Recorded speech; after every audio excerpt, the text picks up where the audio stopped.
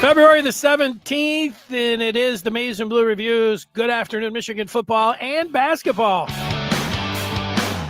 And here he is, the former Wolveirne Jim Scarcelli, joining us. He's got his Lions gear on. He's back from the disappointment of the Commanders game. He's finally able to keep his head up and head into the offseason and have a big smile on his face and talk some Michigan. Scar, what's going on? Yeah, Denny, I'm not one of them fair weather fans. I am a Lions fan from day one until I go to the grave. I'm a Michigan man till I go to the grave. That ain't never changing. Yeah, I'm going to defend bitter Lion fans or ones that jumped off the bandwagon. It was, one playoff win in almost 60 years, and most of that, they were the worst franchise in all of sports, led by their owner. So for people that turned away and turned off the Lions, I completely understand them. The ones that are completely loyal, what can you say? They'd stay. Doesn't matter whatever happened to them. They're going to be there because they're just, loyal to the dying end, even when the franchise doesn't deserve it. So there is some recognition that deserves. That's something, hey, look, Danny, there's nothing against turning away the Lions. They deserved it all those years. Yeah, but we got an owner now who made the right decision and surrounded herself and took advice from Chris Spielman. Don't fool yourself. Chris Spielman said, go get Big Dan, go get Big Brad, and those two guys are running things. But Spielman was the guy she consulted. That's what I believe. Yeah, well, and look at all of that. All those bad things I said about the Lions, but Sheila Hamp and Chris Spielman and Brad Holmes and Dan Campbell, they've completely turned the thing around. People are in love with the team, in love with the franchise, and they can't wait for next year. I mean, they're down after losing to the Commanders like they did in disappointing fashion, but man, those 4 or 5 people that you just talked about there, but they deserve all the praise in the world. They've been great. That's leadership, Denny. And look at our basketball team. We're winning, and I think Dusty surrounded himself with a great staff. It looks like Sharon has surrounded himself with a great staff, and we're rolling, man. And let's hope the Buckeyes made some mistakes with Patricia and the other hotshot recruiter, the offensive guy. Here we go. Heartline. Here we go. All of that. Scar teasing what we're going to be talking about today. Yeah. Also, Bryce Underwood, never too far away from thinking about the development of the number one quarterback. Scar's got a few thoughts on the development of Underwood. The Michigan basketball team has skyrocketed up to number 12 in the polls. That's where they sit. We'll discuss their big week as they host Michigan State coming up on Friday. We continue a look at the Michigan football roster, almost 2 months away from the spring game. But let's start out with Michigan and Ohio State and the comparisons here. You mentioned Hartline over on the offensive side. On the defensive side, it's Matty P. Speaking of the Lions, the old Lions head coach, Matt Patricia. And then it looks like Michigan is going to bring back Wink Martindale. So, if you collide these two defensive coordinators and say, which one is better? What do you think of these two? What do you think of the matchup between Matty P and Wink? Denny, I'll take our guy. Let me tell you, I remember watching when we were thinking about getting rid of Don Brown. I watched Patricia's. He was a head coach. I talked about this going against the Tennessee Titans, and Tennessee just ran through them like crap through a goose. Okay, no clue. Patricia's defense was lost, soft, technique, garbage, got fired. I watched Wink play that same Tennessee team about a month later and just stuff their run game, technique, scheme. I think we got the better end of that deal right there. Now, the deal is, I don't know if this is if it's helping in recruiting. Chip Kelly, former NFL coach, does Ryan Day believe that helps in recruiting? You get a guy like Wink. I don't know. It's so much about the bag now, but is Patricia, having been a head coach, Ryan Day would know better than I would know, or you would know, what impact that has recruiting a kid. Yeah, I coached in the Super Bowl. He's going to throw out all them rings, Super Bowl rings. But I firmly believe, I'm happy with this hire from Ohio State. I'm happy about it. I'm seriously helped.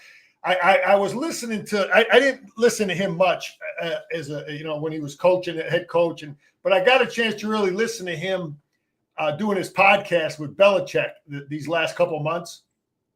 I'm not impressed with the guy. I'm sorry, but he just sounds like I'd rather be lining up and listening to Wink direct the defense than Patricia. I'm just keeping it real, man. I hope I'm right there. Well, I think that as far as players, they like when the coaches have pro experience, but I also think that the players are smart enough to know the book on guys, and the book on Matt Patricia. Yeah, there's a lot of guys that were, failed NFL head coaches, but the reason that Patricia bombed so big in Detroit is that he came off as phony. He came off as a big bat. He tried to be a big badass and call out guys in the meeting room and talk trash and badmouth them in front of the other players. And he immediately lost the locker room. And the things that you're talking about, and then the proof out on the field and how he played. I remember an exhibition game against Tampa where he was running guys out there. And it was just like, this guy's a disaster. He's not a leader of men. He's not respected. And so the players that will play for Ohio State, they'll talk and they'll say, what was he like as a pro coach? Well, he was terrible, and the players all hated him because he embarrassed them in the meeting room. Now, that doesn't mean he can't stay out of the way and maybe do a decent job, but he was a complete disaster. And there's a lot of them, but for the way that he fell on his face in Detroit. Yeah, Denny, another thing I like is I really liked Jim Knowles. I mean, Jim Knowles is a damn good coach. I respect the hell out of him. He's a damn good defensive coordinator. If I'm Ohio State, if I'm Ryan Day, I really liked the Jim Knowles system, what they did schematically. It's not like everybody doesn't run what he does. Now, Patricia, he's not going to do the same thing. So I kind of like the idea that Ohio State is going to start over again and to a small extent, and that they didn't hire from within. So anyway, I'm happy with this hire. I think we got a better guy. I think our guy will outcoach this guy. So that's how I believe there. And then I think when you look at the two coordinators, we got Chip. They got a guy who's unproven, who's just a receiver coach. Danny, I talked about the receiver coach, the guy who's at the receiver coach forever, and they never give him a bump. Those are usually, I don't know what kind of coaches those guys are. They don't want to make them coordinators.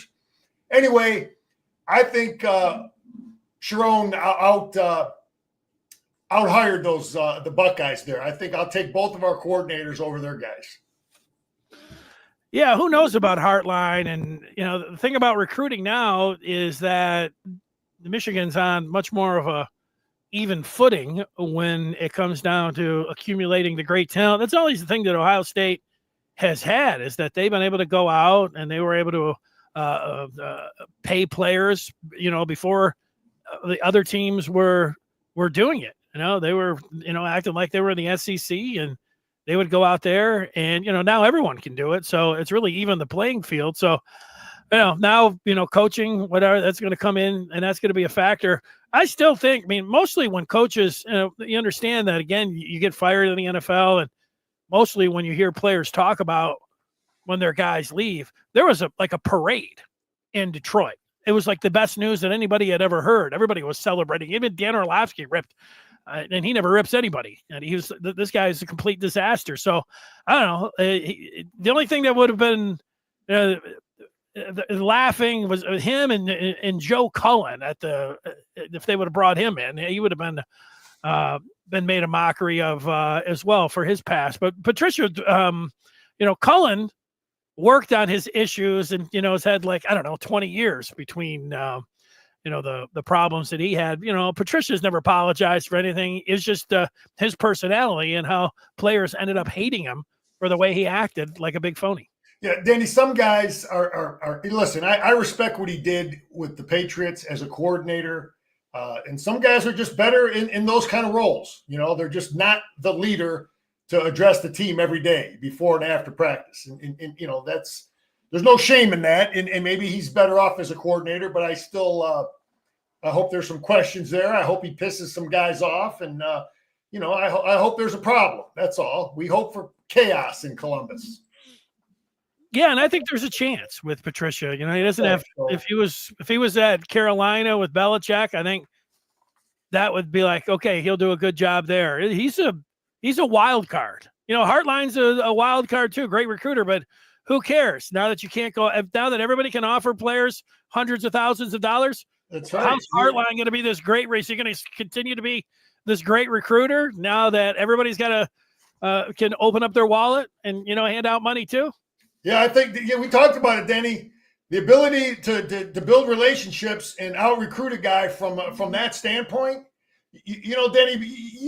There's guys that can talk to girls. Back in the day when you were a young single guy hanging out, they got a little game, right?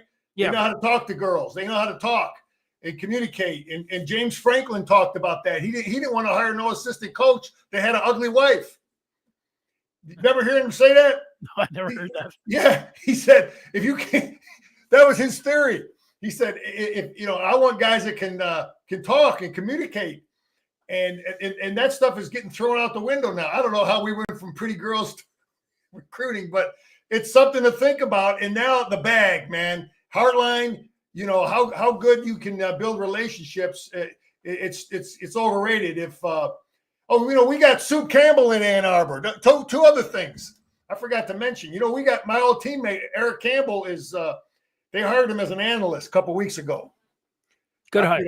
Eric's he'd been around for a long time. He coached Braylon Edwards and those guys. He was a receiver coach for maybe 15 years at Michigan. He's one of my teammates. Played receiver first, then he played safety. But he is an analyst, good man, good coach, been all over. Last time I saw he was coaching up in the tundra, up in Canada. But yeah, he was down at Bowling Green for the last couple of years. Right. But it's nice to see him coming back. Word is that he couldn't cover the radio host that was on in Ann Arbor doing the afternoon show when it couldn't guard him for 5 years playing pickup. Never did get the best of him. Oh, you know him? You used to play with him? Yeah, Sue Campbell couldn't guard me. I mean, he had to. Oh, come on, Danny. He would go down. He was good. Not a surprise. He was in great shape, and he's a good athlete. But no, he couldn't guard me. He couldn't. Really? You ask Soup that. He'll have to tell you. He didn't come with the elbow? Well, I mean, you were by him. You were shooting over him. I'm just a better player. Couldn't guard me. I got to get Soup on. We got to hear that. I got to get Soup on the show. We got to talk about that. Get him on. Many run-ins on hardwood with Soup. The thing is, fake news, I see Soup running around at Bowling Green. He still looks like he can play. Anyway, Soup is back. That's good. We got Freddie. We got old school. We got a lot of old school there. We got Freddie Jackson kicking it around. We got Soup kicking it around. The Oklahoma Sooners, we play them game 2. They just hired Kevin Wilson, the former Ohio State offensive coordinator, who was at Tulsa. So, could be a factor. He's there. He's an analyst. I always respected him as a coach. He didn't get it done at Tulsa, got fired. But those are things that are going on out there that can affect Michigan. I am still holding out hope that and it'll be new for college football, and it's going to involve you, Scar, part-time analysts. And, that would be, where you would come in. You'd say, hey, you're just going to come in for 3-4 hours a day. Yeah, I don't need that, man. These guys, in fact, I just read Warren Sapp talked about wanting to go back to the U and help out. Yeah. So he sat down with Cristobal, and Mario told him, we need you here 20 hours a day. 20 hours. That's what Warren Sapp said in the interview. Read it. I believe it. And he's like, Prime got me a little better program over here. So I told you that's what I researched it, and that's what I heard when Jim was coaching. Right, and I'm saying that these coaches, if there's valuable coaching out there that doesn't necessarily want to be there for 20 hours, 16 hours. Well, I'm your man, Danny. I can jump in and help them edge players out. And 3-4 hours. Get me in and out. Give me a hat. Give me a whistle. I'm good, but I'm not doing those 6 a.m. until 10 at night. No. You don't have that. Every other day for 3-4 hours. That's a good program there. But anyway, Campbell's back. I like where we're at there. Let's go to Underwood. How about that? How about we go to Bryce Underwood and talk about his development? I'm interested to see what you have to say. If you are interested in Michigan from every angle, like recruiting, like basketball breakdowns, interesting chatter and topics about the Maize and Blue, well, we got something for you. It's the Maize and Blue Review, and you can get instant access by joining today. Go to michigan.rivals.com. It is the place to be. All right, Scar, Bryce Underwood, developing him. He's 17 years old. He'll be 18 in mid-August. We are going to see him participate in spring football, and then we'll have that spring football game. I guess we'll have a pretty good idea on what do you think? That's my question for you before you. Well, Denny, I've watched this kid now 3-4 years. I know all about him and getting out to Belleville, Jermaine Crowell, I know how he came to, and how Crowell and Belleville end up getting on probation and he got thrown out of there. I know that whole story, and I've watched him, and he's a good, he's a great player. And I talk to people, I talk to coaches and high school coaches and people that know guys that are playing on Michigan's team. And I talk to people. And from what I'm hearing is the kid is legit. And he's this was the most impressive thing I heard about him as to where we are right now with him. He has respect of the upperclassmen. That's huge. Okay, that's like a huge statement. He has respect of upperclassmen. Was the information I was given, and that's significant. And in a way, the kind of confidence that could he could be the guy. So it may be sooner than we think, but there's a high confidence level with the veterans at Michigan for the way he appears in their throwing, their drills, their 7-on-7s, and some of the things that's going on. So I just thought that was significant. The people I talked to, I haven't watched them. I haven't been. There's no practice or nothing yet, but just going from what I'm hearing.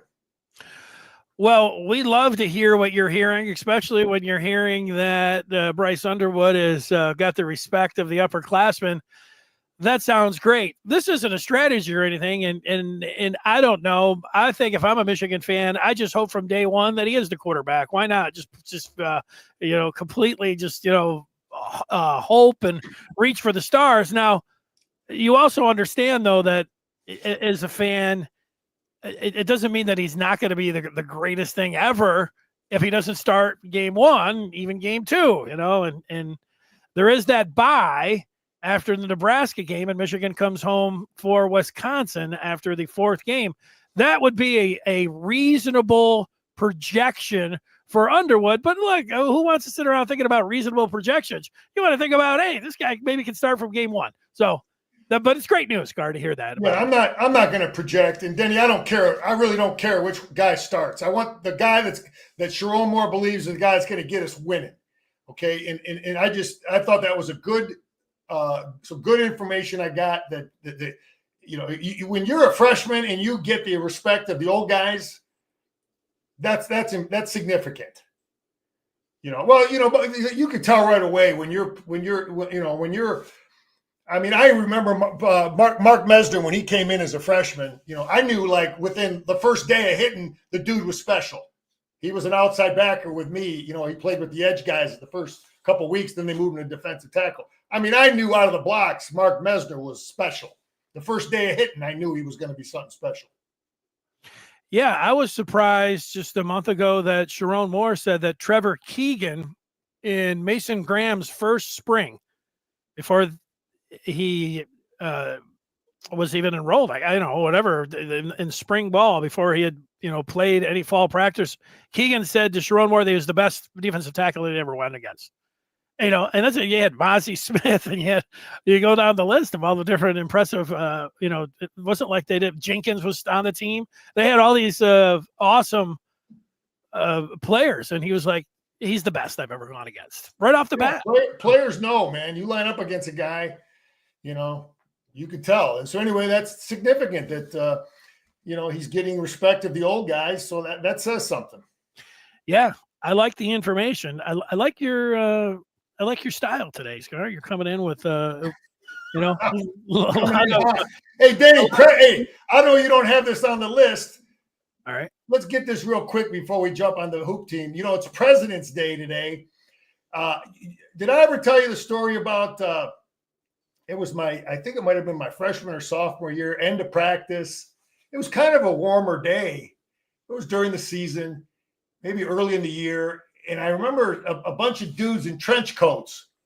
It wasn't that cold coming out to practice, about 6-8 guys in these long trench coats.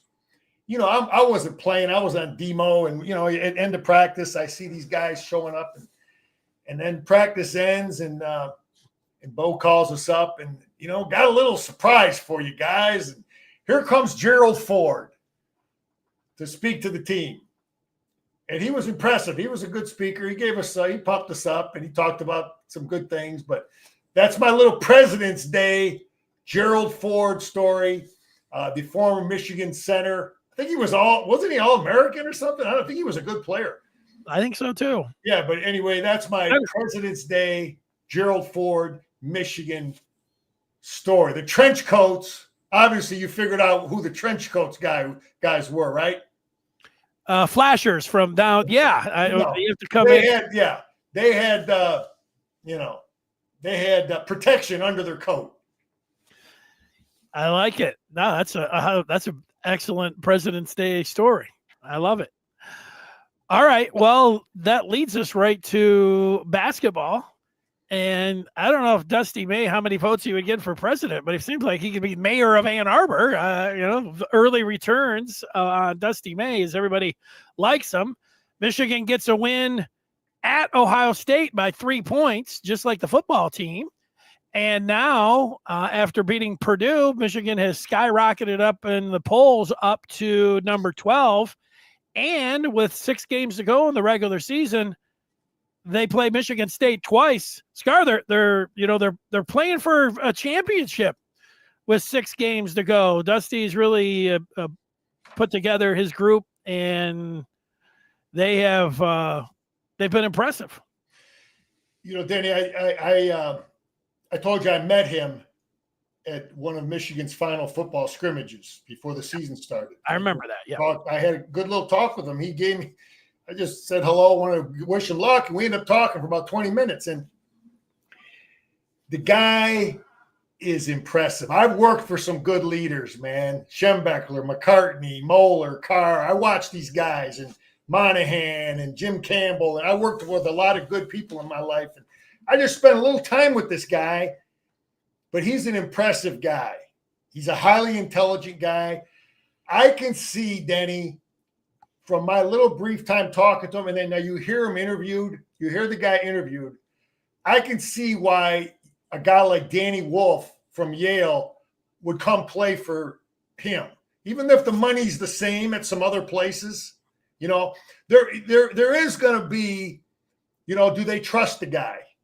Do they have confidence in the guy? It isn't all about the bag. The bag's important, but I think Dusty May, you go out, you know how to build your roster. You go get Roddy. You go get Roddy from Ohio State. You give him confidence. You build him up. He's been productive. You go get Trey. He couldn't play for Pearl. Pearl wanted him out. You build his confidence. That's your point guard you want. He goes and gets Reuben Jones. He played against them. He sees that he's a defender. He's an athlete. He gives him confidence. He's had Vlad with him for a while.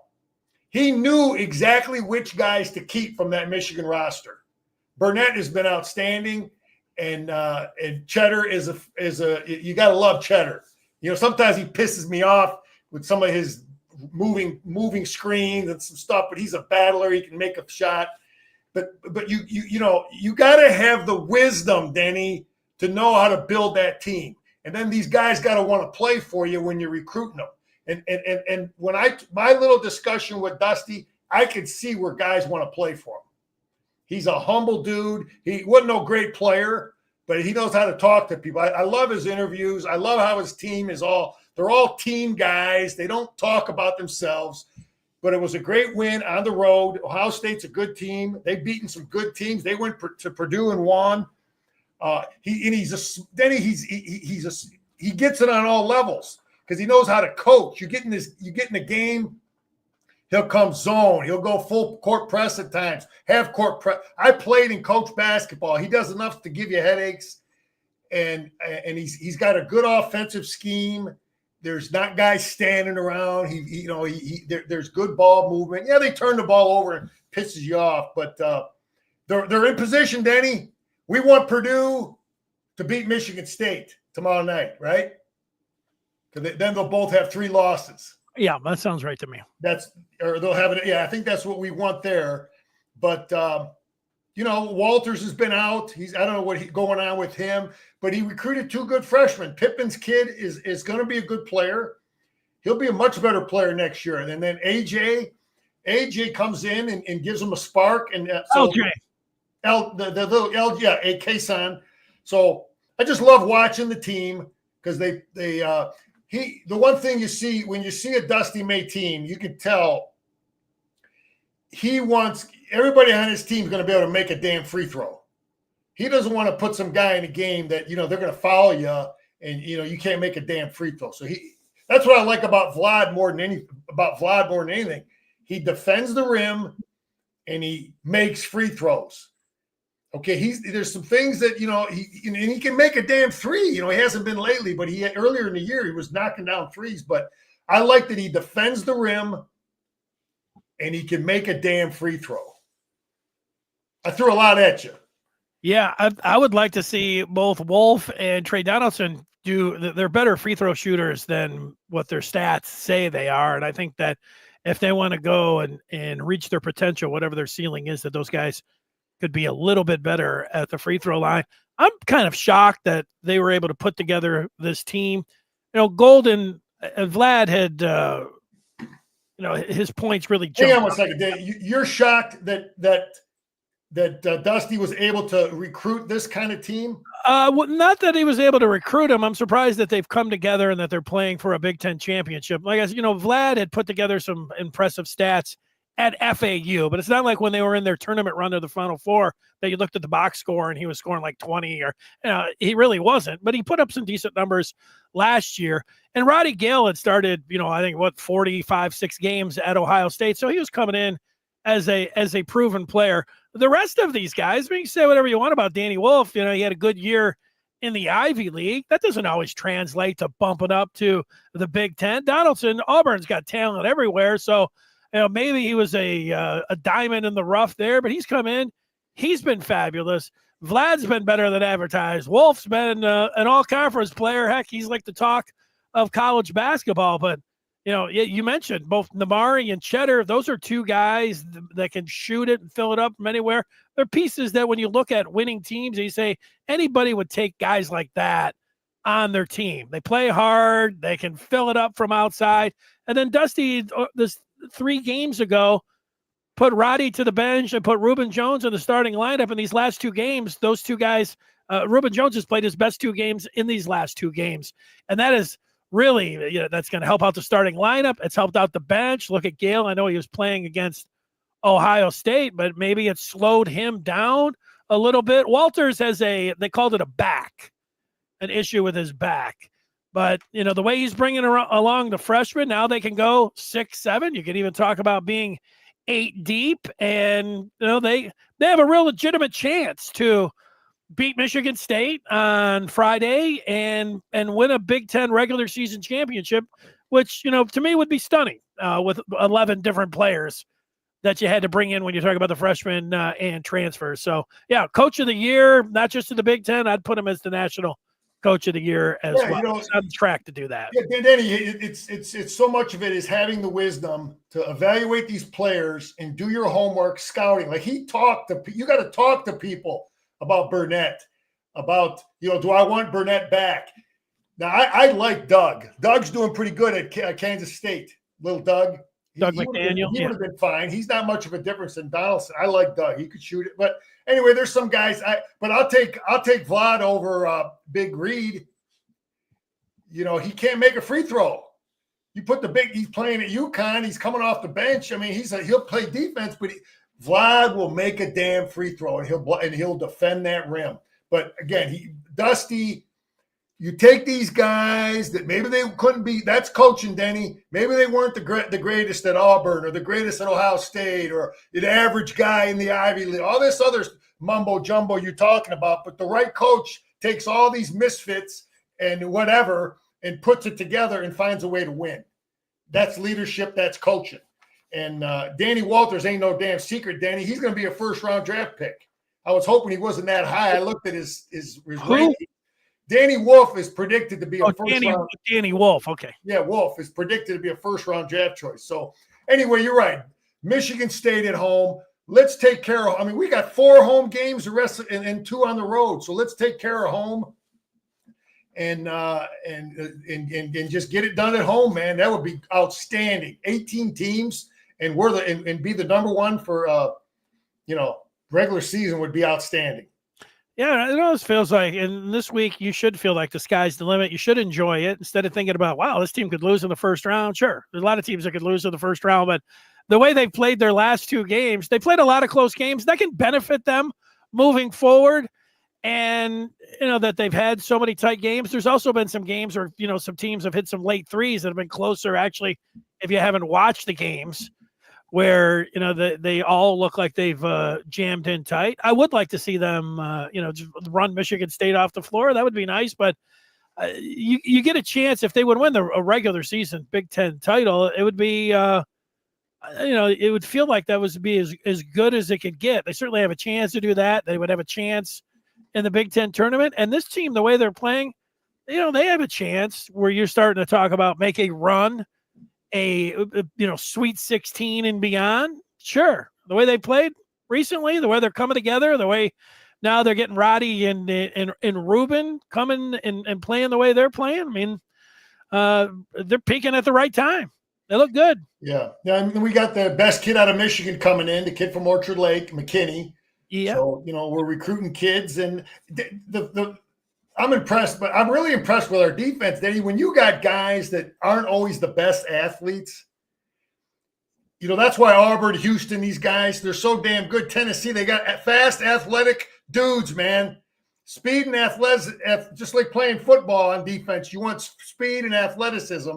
And you look at Auburn, you look at Tennessee, you look at Houston, they ain't giving up points because they got fast, athletic dudes, okay? But Michigan plays pretty good defense for not having as much team speed on defense. And, we got to make you pay with our ability to shoot. That's how we got to beat those kind of teams, by out shooting them. But yeah, well, Michigan can also, they got some erasers at the back end. Both labs, lots of shots, and these zones that they have thrown these last 2 games at Purdue and then against Ohio State. Both of them have been effective at times, and that's what Michigan State has struggled against. So we know you're going to see some zone. Is Michigan State going to be able to do that? I would give Michigan the advantage in the front court against MSU. I would give MSU the nod in the back court. It's great to have both U of M and MSU this highly ranked, 20-5 records heading into this game on Friday. It's what you hope for if you're a college basketball fan. Listen, Michigan, Izzo's a good coach. He's a damn good coach. They play tough. They rebound. He does the things that travel. They fast break. They always get easy buckets because you're lazy getting back. That don't take talent. That always travels. And then they rebound and they defend. That travels. That's why he's been good for 30 years. It doesn't take talent to play defense and rebound. That's just toughness and teaching it. And he doesn't have great players on that team this year. They're good players, but he's doing a lot like what Dusty's doing. He's got good players, and they found ways to win. They coach them up good, but we got to take care of business at home Friday, man. But hey, I'm gonna give you a little bonus. Danny, I'm giving you a winner. You know, I do crush the bookie every now and then in basketball too. Do you? Okay. So Baylor at home tonight, -1.5. They got Arizona coming in. Baylor's tough at home. So there's your winner. I just watched Arizona over the weekend lose to Houston at home. So Houston's a damn good team. No shame losing to Houston, but Baylor's good, man. You guys, good coach. All right. There's your winner. You like Coach Drew? I think he's going to be the coach. Man. I think Indiana is going to make a big run at Coach Drew. Who's our All Big Ten player, Danny, on our basketball team? Well, I think there's two guys that jump to the front of. You're not going to get two. You're going to get one. At Area 51, I would say, is. I can't get to. I don't get. Vlad. You get 18 teams, Danny. 18 teams. I've been in those meetings as a coach. Okay, when you pick when the coaches select their team, you know, you ain't going to get two with 18 teams. You're going to get one. If you're the regular season champ, you know, you'll probably get one. So you got to. I just want to get a feel for what you're thinking. Well, if I had to pick one of Vlad or Danny Wolf, I would probably pick Danny Wolf over Vlad Golden, but it's pretty close. Those guys, so they work the 4-5 pick and roll together so well. They're the big advantage. I don't know, you know, Dusty landed these two, and they were thinking, man, we can really turn college basketball on its side with getting these two and making them the focal point of our offense. They work so well together. But Danny Wolf, because of his size and his ability to really attack from anywhere on the floor, shoot from anywhere on the floor, pass the ball, put it on the deck. I mean, he can do all those things, and he defends and rebounds. So I would go with the all-around game of Dan Wolf. Yeah, I would too. Dan, we've got a lot of good players, and he's just a little bit extra, a little bit more special. He went to Indiana. He was a big factor in that game. When he plays and secures the ball, just like in football, when he plays a limited turnover game, he's outstanding. But love this team. Be fired up for Friday night. Let's go back to football, and we've been going through a few players, 10, 20, 10, 15 players. We're at number 60 through 75. And the players in the 60s here, Raheem Anderson, he transferred to Western Michigan. So I don't think any of those guys are in the mix. So we have to go to the next line if it is available. And Preeb was a good pickup. Preeb was a good pickup. Had a good season for us. Yep. Well, anyway, he's gone. We get some more guys to load here. Yeah, there we go. Evan Link.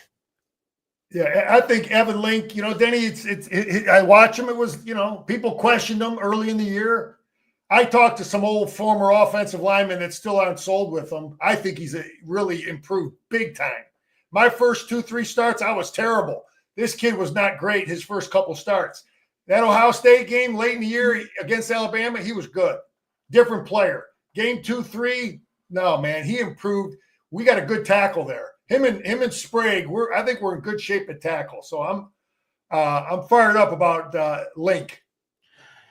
Yeah, if there was an award for the player that made the most improvement during the season, I think that would be Link. To your point, I mean, he was. You look at some of those, and they're not everything Pro Football Focus grades, but even just with the eye test, you would watch him. He couldn't block anybody. And pass block. I mean, they were just going. He couldn't even get his hands on him. They would go right past him. It was. You're thinking bench him, and then he started getting better. Then you look at that big block against the Buckeyes. He played well against Ohio State. And to your point, he may play well against Alabama too. Yeah, that sprung. God. Anyway, go on down there. What's next, Danny? Who else is on this list? Well, we got a guy with his teeth missing, and that is a tooth missing. Tristan Bounds, Ben Roebuck. Bounds, I heard, got a nice offer at NC State or somewhere, wherever the hell he went. Then you're a backup at Michigan. You're still marketable. I heard he got a nice little bag somewhere else, wherever the hell he went. Roebuck hasn't played much. Rosenberg hasn't played much, but that's what I heard about Bounds. Got paid off. 75 is Gentry. And, you just saw Denny, when I look at him and I look at Sprague, I see a little bit more athleticism with Sprague. I can kind of see why, if they might have called him in and said, I think Sprague is the future. And that's why he left and went to BYU. I totally understand their thinking there. Now, Beagle, the big kid from Germany. Yeah. I've heard good things. This would be an important spring for him. I think he bolted, didn't he? I think he hit the transfer portal. I thought he didn't. Let me check. Go ahead.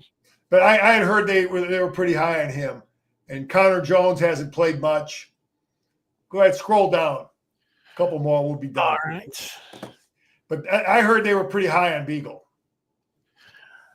Yeah, I think that could be right. And then also, this is an important spring for these guys, for this. What's his name? Frazier. Yeah, highly recruited kid. His dad played. He had to gain some weight and get bigger and get thicker. But this is a crucially important spring for him, and hopefully. They brought these transfers in, okay? You got Gio coming back. He's a guard. I think they're looking at him as a guard. And they brought these transfers in. Okay, they'll both be gone next year, the following year at least. So you would hope that Frazier would be in a position, Danny, that not this year he's not going to start, but the following year they have faith in him, to be a guy that could start. I got my breakfast items messed up. It was Owen Waffle. Oh, hit the transfer portal. Bagel is so Bagel's good. Waffle. That's what I had. I was confused about those two guys. But Bagel's in. Okay, now here you got Percy. Percy going to go play somewhere else. It's a great thing about college football now, Danny. These guys have an option to go quickly. I forget where he's going, but he's going to go play somewhere else. They sat him down and they said, look, we're going to go with Sprague. We're going to go with something else. Hogan Hansen definitely has a bright future. Tough kid, athletic kid, big catch against the Buckeyes. Glad he's a proven kid. Now, the other kid from Rochester, what the hell is his name? Priestcorn. So he must, I don't know if he got banged up or what, but important spring for him. And now O'Leary's coming back. He's done some good things. Good blocker. I like he blocks, man. They know he's going to be in the right spot, and he'll catch the ball. I wish I had hair to slick back like Scar. Yeah, Yeah, you slicked it. Trying to look good, baby. But those are that's we could shut it off there today. But yeah, good that O'Leary's back. I heard he was a guy that had some other opportunities. People wanted him, man. You play at Michigan, man. You're a marketable kid. You get on the field and play for the Wolverines. So, he probably got something to come back and play for Michigan. So yeah. You know what, for people that missed it, it was I think last week or the week before, you were just talking about some different players. These aren't the ones I was looking for. The offensive player. You mentioned that you had heard good things about. So you mentioned Peyton O'Leary, but you had heard good things. I heard good things about all those transfers. Okay, I didn't hear one. I talked to some good people. Okay, no stiffs. None of them are stiffs. Okay, none of them are like Okay, but I did hear that the kid from Indiana is special. Special. And that's the position we need, a special guy. And I remember defending that kid. I remember when he played against us a couple years ago. he's a 6'5" athletic kid. He was a former quarterback. So, there's a lot of confidence with the transfers from what I'm hearing that, they've done good with those guys. Let's hit some questions. Kent wanted to know whatever happened to Mustafa Mohammed. Did he transfer? Yeah, he transferred.